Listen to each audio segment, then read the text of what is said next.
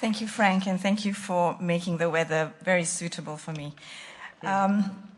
So my co-chairs and I and the rest of the organizing committee have tried very hard to put together a program for you today to reflect on the burden of TB and HIV, but also we hope, as the theme of the conference indicates, to bridge the TB and HIV communities, especially to inform the UN high-level meeting that's occurring later on in the year.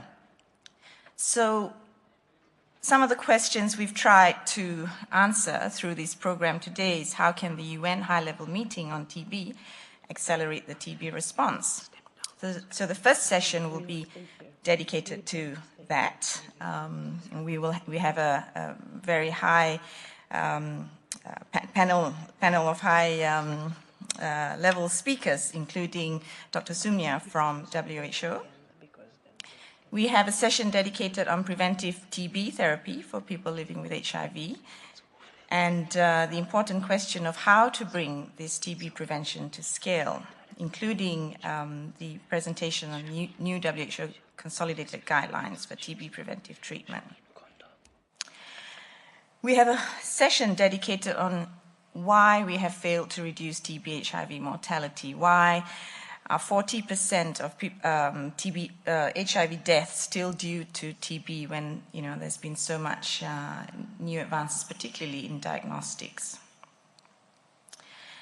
We need to get the governments accountable for TB and HIV, and a whole session is dedicated to that later on in the morning. We have a breakout session specifically on TB in prisons because this is one area I think that has not had a lot of attention. All this cannot be done without financing, without sustainable financing, and we hope to see a lot of good discussions around this. And finally, the organizing committee have put together a call to action towards the UN high-level meeting that you will hear about later in the morning, in the evening. During the breakout, there's posters, which is on to the left as you exit the room, and I think there are something like 50 posters for viewing. And lastly, I would like to thank USAID for sponsoring this session and together with our partners, Stop TB Partnership, and hope you enjoy the day. Thank you.